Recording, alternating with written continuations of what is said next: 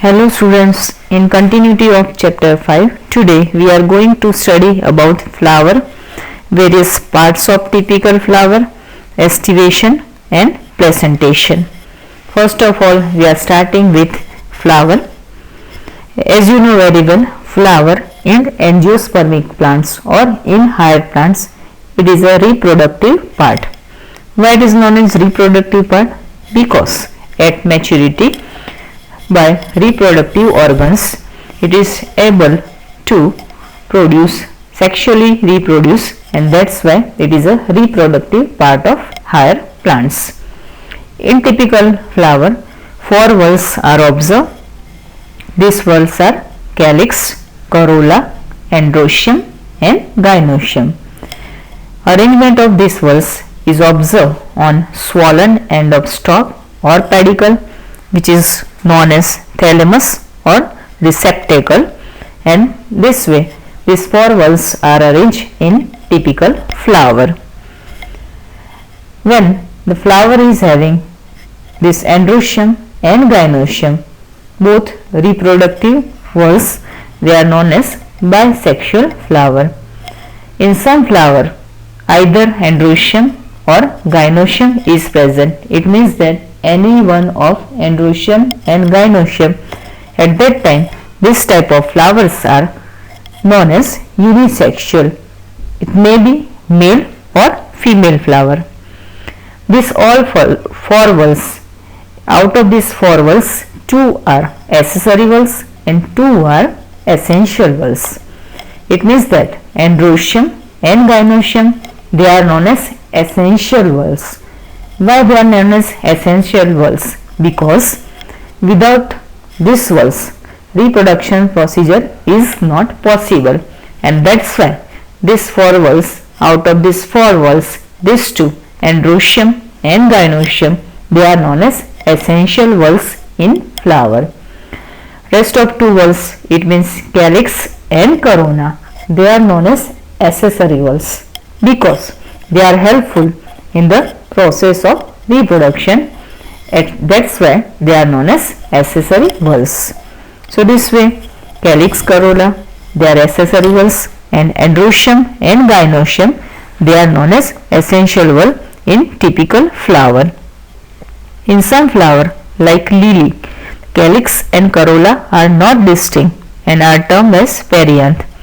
It means that in such flower like lily flower, we can't differentiate it between calyx and corolla.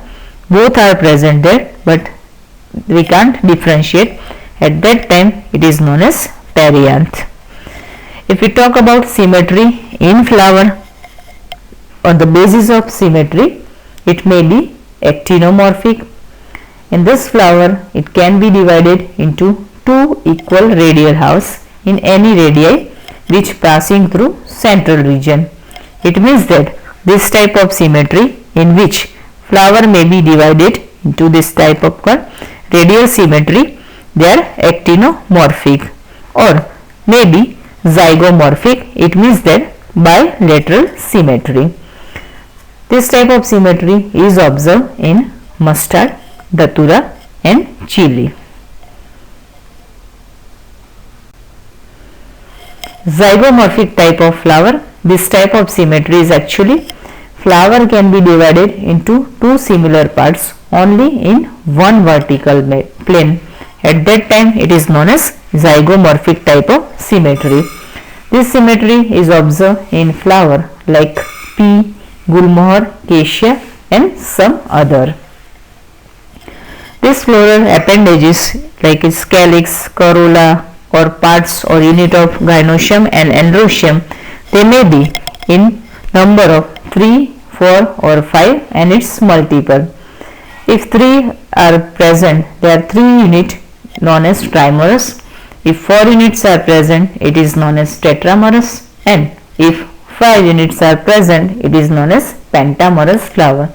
So, on the basis of presence of these floral appendages in the multiple of 3, 4 or 5, it may be trimerous, tetramerous or pentamerous.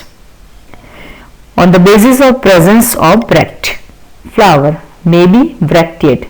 It means that in flower which bract is present, it is known as bracted flower, and in some flower it is absent. At that time it is known as ebracted type of flower. So this way flower can be divided on the basis of its symmetry, presence of androecium, gynoecium, and this way flower can be classified various way, as well as on the basis of position of ovary. It may be classified into three types. First, hypogynous, second, perigynous, and third, epigynous. So this way, on the basis of position of ovary, it is divided into three types.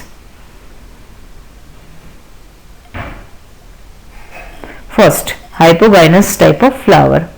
In this flower, ovary occupy the highest position. Highest position in the sense of comparatively to other whorls, it is occupied highest position, and this type of ovary, in case it is considered as a superior ovary. This type of arrangement is observed in mustard, brinjal, and China rose. Second type is perigynous flower. Here gynoecium is situated at the center, and other parts, other units, they are on the rib at same height. So it is not like that at highest position or lowest position, but it is in central part, and this type of ovary is called half inferior.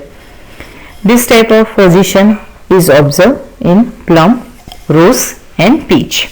So this way we can easily differentiate between hypogynous and perigynous flower on the basis of its ovary position. Third type is epigynous flower. In this type of flower, margin of thalamus grows to completely cover the ovary. Once again, margin of thalamus. Thalamus means on which these whorls are arranged. It grows to complete cover the ovary, and at that time ovary is inferior.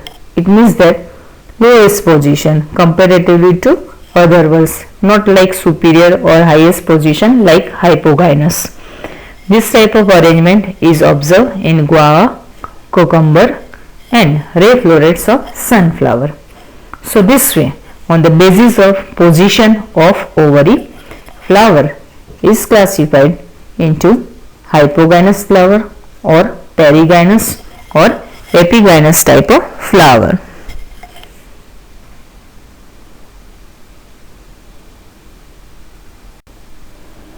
This figure gives us clear idea about this type of classification of flower on the basis of its position of ovary comparatively to floral plants in thalamus. First is a figure, that is hypogynous type of flower. In this flower, as described earlier, we have discussed about this. The position of ovary is the highest level, and that's why it is known as hypogynous. Here you can see other whorls are arranged as lower region of ovary, and ovary occupy highest position. It is clearly observed in this figure also. Then B type, this type of arrangement B and C shows perigynous type of flower. Here we can come to know about this. The gynoecium is situated at the central region, and other part of the flower, they are located on the rim of thalamus, almost at the same level, and this way it is known as perigynous flower. So in both B and C, this condition is observed. D diagram is about epigynous type of flower. In epigynous flower, you can see here also margin of thalamus grows upward, enclosing the ovary completely and getting fused with the other parts. Okay, so this way ovary position inferior. This figure D also gives clear idea about this type of discussion. Here you can see the ovary is inferior and other whorls, they develop on above part or upper position comparatively to ovary. So this way, on the basis of position of this ovary, and arrangement of other floral plants on thalamus, flower can be divided into hypogynous, perigynous or epigynous type of flower.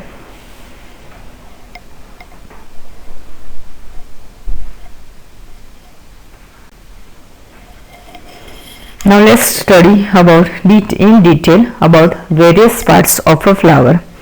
Now as you know very well, in typical flower, 4 valves are present. These are calyx, corolla, androecium and gynoecium. Calyx and corolla, they are accessory valves, and gynoecium and androecium, these two are essential valves in flower. First, calyx. Calyx is the outermost valve in typical flower. Here its units, they are known as sepals. In bud condition, clearly we can observe it is greenish in color, and this way it protects inner parts arranged inside the flower, and generally it is green and leafy. So its position is outermost in flower, and this way it protects the flower in bud condition. It may be gamosepalous, it means that these units or sepals, they are united, or sometimes polysepalous also. It means that these units, members of calyx, these are sepals, they are not united, they are free. So this is the outermost wall of flower, and it may be gamosepalous or polysepal, and main function is protection. Second, corolla.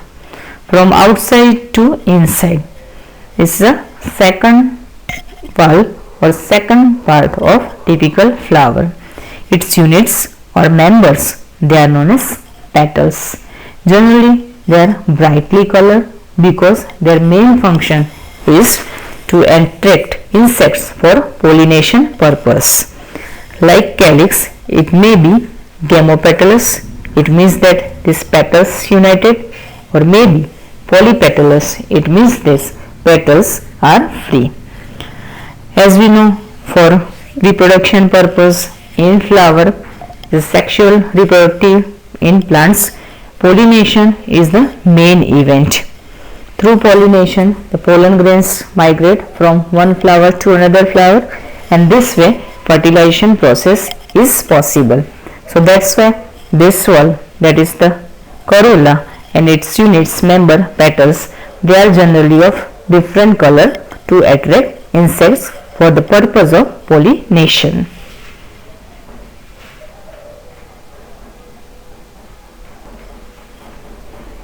This figure we can see all the parts of typical flower. First figure is a figure related with a typical flower. Here you can see on the pedicle, the stalk structure, these all 4 valves or parts are arranged. First of all, calyx is observed, green color, leafy structure. Second is corolla, from outside to inside. It's a colorful and attractive one. Then 2 essential valves. So female part, that is gynoecium, and which possess male organs or part, that is androecium is there. In next figure, one by one all valves they are given here clearly. First is calyx. As we have discussed, you can see it is green in color and leafy structure. Second is about corolla. It is brightly colored and attractive also. Androecium, here units, they are stamens, we can clearly observe. Here it is units are anther, collective and filament. These 3 are parts of typical stamen, which is a unit of androecium. And gynoecium, that is innermost valve, which possess female organs for reproduction purpose, and generally it is having stigma, style and ovary in its typical structure. So this way, in a typical flower, these all 4 valves, calyx, corolla, androecium and gynoecium, they are arranged.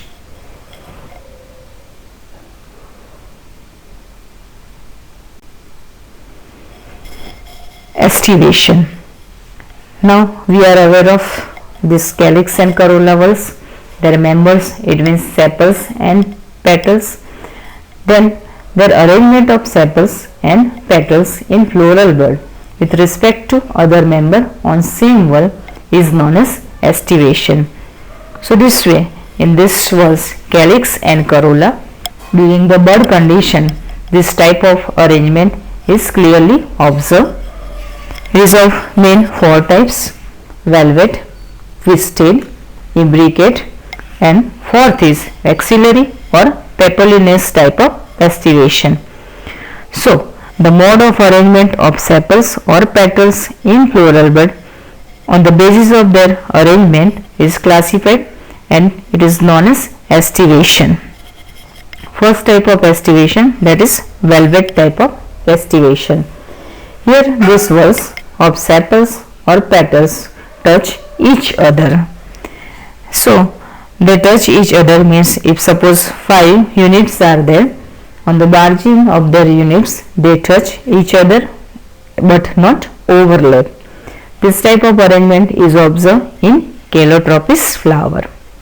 Second type is twisted type of estivation. Here something is different. These walls overlap each other. It was not observed in first type of estivation. This type of arrangement is common in China rose, lady's finger, and cotton. So the first type velvet and second type twisted, both are different. Third type of estivation, that is imbricate type of estivation. Here this walls margin overlap each other, but actually there is no specific pattern or fashion is observed. Generally this type of arrangement of estivation, its type imbricate, is observed in Cassia and Gulmohar. Sometimes in this arrangement, so one unit is totally inside, one unit is totally outside, and 3 units they are in out, this type of condition if they are having 5 units. So this pattern is observed in Cassia and Gulmohar flower. Fourth type of estivation, that is vexillary or pepineus type of estivation. This is actually interesting arrangement and it is observed in pea and bean flower. Here flower is possess 5 petals and it is differentiated like this. The largest is standard, largest one is known as standard. It overlaps the 2 lateral petals which are known as wings and which in turn overlap 2 smallest anterior petal, that is keel. So this way, in this type of flower, out of these 5 petals, the largest one is standard, overlap the 2 lateral petal which is wings and in turn overlap 2 smallest anterior petals, that is keel. So in vexillary or pepineus type of arrangement, standard, wings and keels are observed, and example of these flowers they are pea and bean flower. So this way the mode of arrangement of sepals and petals in different flower during their bud condition we can easily study it, and this type of estivation is observed in different type of flower like velvet, twisted, imbricate or vexillary or pepineus type of estivation.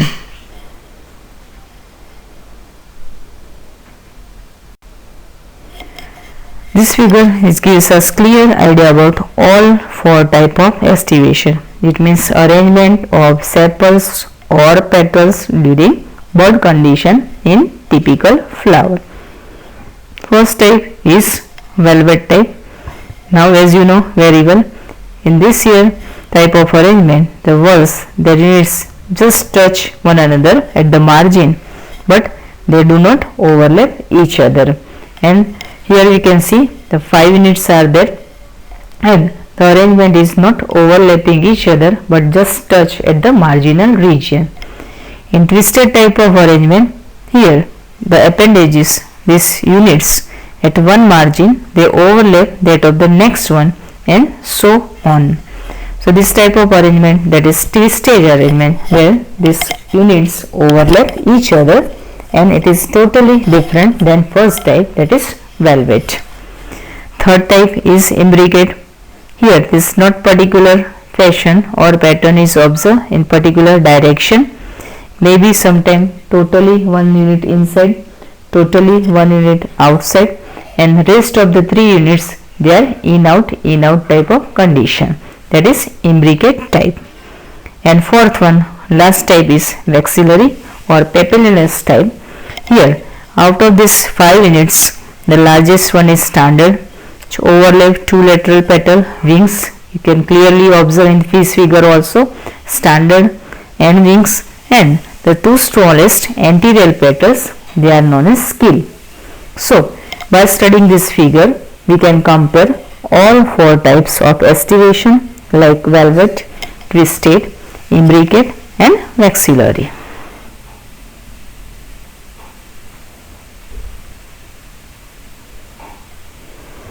Now third part or third wall of this typical flower, that is androecium. It represents male reproductive part of flower and its structural and functional unit is stamen. If we talk about a typical stamen, it possesses filament and anther. On the top region anther is there, then one filament is there, and in between anther and filament connective is also observed. At maturity in this anther, within this anther, the pollen sacs develop and pollen grains they are formed within this structure. Sometimes the stamen is sterile also and it is known as staminode. These stamens, it may be epipetalous type of stamen or epiphyllous type of stamen also. In first type, that is epipetalous type of stamen, stamens are attached to the petals and that's why epipetalous. This type is observed in brinjal. In second type, that is epiphyllous, when is attached to the perianth of flower, it is observed in lily. So in first type the stamens are attached to the petals like brinjal, and in second type these petals they are attached with stamen in lily plant. This stamen may be free, at that time they are known as polyandrous, it means not united to each other, or maybe sometime united and they form bunches organized into group. If organized into one bunch, it is known as monodelphous. It is observed in China rose plant. Sometimes it also forms 2 bundles or 2 bunches, at that time it is known as didelphous type like pea, and in some flower it possesses more than 2 bundles or bunches, at that time it is known as polydelphous type of flower, and this type of flower is observed in citrus plant. So on the basis of organization of stamen, maybe monodelphous type of stamen, didelphous type of stamen or polydelphous type of stamen is there.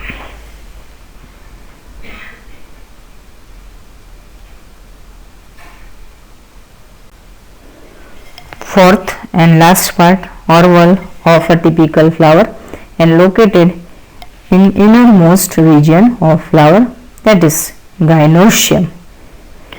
As we know, now it's an essential wall of flower because it's a female reproductive part of a flower and its structural and functional unit is carpel. A typical carpel possesses 3 parts or regions. It is stigma located at superior position, then ovary on the basal region, and in between stigma and ovary style is there. If in flower more than one carpel is present, it may be free, at that time it is known as apocarpus, and it is observed in plants like lotus and rose. Sometimes it is not free but fused, united together. In this condition it is known as syncarpus type of gynoecium. The syncarpus type of gynoecium is observed generally in flower like mustard and tomato. So this way, on the basis of the number of carpel and united or free, it is divided into apocarpus or syncarpus. In syncarpus, the carpels are fused like mustard and tomato.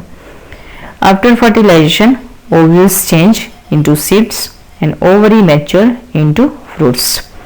So, this reproductive wall of flower, that is gynoecium, which possess female reproductive organs or units, and it involved in the procedure of fertilization, and after fertilization the ovules which are present within ovary, they are actually turned into seeds, and in ovary after fertilization, it means mature or riper ovary is converted into fruits.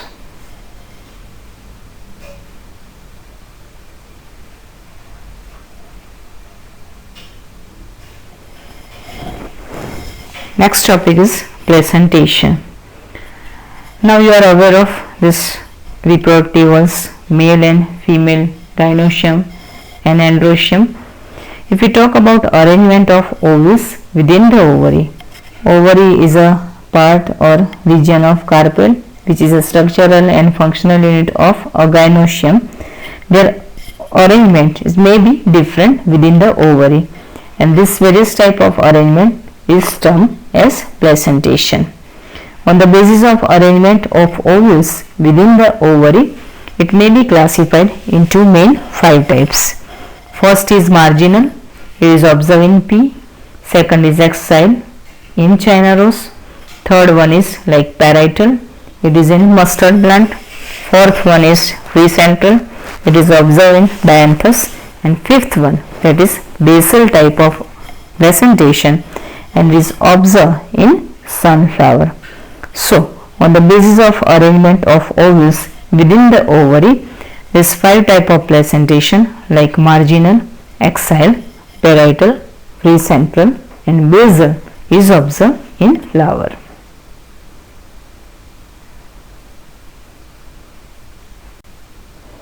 Now let us study one by one all type of placentation in detail. First, that is marginal type of placentation. Here in the placenta form a ridge along the ventral structure of the ovary, and the ovules are borne on its ridge forming 2 rows. This type of arrangement is observed in pea plant. So, as the name suggests, the arrangement is actually on the marginal region, or we can also say this placenta form a ridge along the ventral suture of the ovary, and these ovules are borne on this ridge margin, and that's why it is known as marginal placentation. Second type is axial placentation. Here also, as per term, the arrangement of this placenta, it is on axial region, and the ovules are attached to it in multilocular ovary. Loculus means chamber. Here the chambers within ovary, that is more than one, that's why multilocular ovary. Axial placentation is observed in China rose, tomato and lemon plant. Third type of placentation, that is parietal type of placentation. Here ovules develop on the inner wall of the ovary. Ovules, they develop inside the inner wall of the ovary, or we can also say on peripheral part. Ovary is having here only single locule, one chamber ovary, but it become 2 chamber. This is actually due to formation of the false septum. Septum means partition, wall, which is actually not true wall or true partition, but it looks like that. It is divided into 2 chamber, otherwise originally it is only 1 chamber. This type of parietal placentation is observed in mustard and argemone. So this way we can compare with marginal, axial and parietal placentation, where in marginal ovules develop on the marginal region, in axial in axial region, and in third parietal type they develop inner wall of the ovary on peripheral region. Fourth type of placentation, that is free central. central region. Here ovules are born on central axis and septa are absent, and that's why it is known as, on the basis of its arrangement location, it is known as free central type of presentation. This type of presentation, arrangements of ovules within ovary, is observed in plants like Dianthus and Primrose. Fifth and last type of presentation, that is basal type of presentation. Here placenta develops at the base of ovary, and that's why it is known as basal type of presentation, and single ovule is attached to each. This type of presentation is observed in sunflower and marigold type of flower. So we can compare between free central and basal. In free central, ovules are born on central axis and septa are absent, that's why it is known as free central. And in basal, it develops at the base region of ovary, and that's why it is known as basal presentation.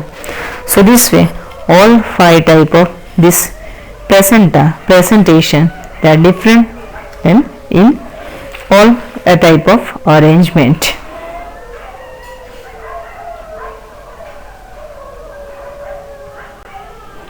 By studying this figure, we can come to know about all 5 type of placenta presentation. It means that arrangement of ovules within ovary. In A figure, A diagram, it gives clear idea about marginal type of presentation, where these ovules are arranged on marginal region or ridge of ovary. Second is B, axial type of presentation. Here these ovules are arranged in axial region of ovary, and that's why axial type of presentation. C is about parietal, where they are arranged on inner wall and peripheral region. In this figure also clearly we can see this type of condition. Fourth, D, it is about free central. Here it's clearly given that they are arranged in central region, middle region, and no septal arrangement, and that's why it is known as free central type. And fifth, last one, that is E. Here it is basal type of presentation, where these ovules are born in basal region and single is there, it is located. So by comparing all 5 type of figure, we can compare between marginal, axial, parietal, free central and basal type of presentation.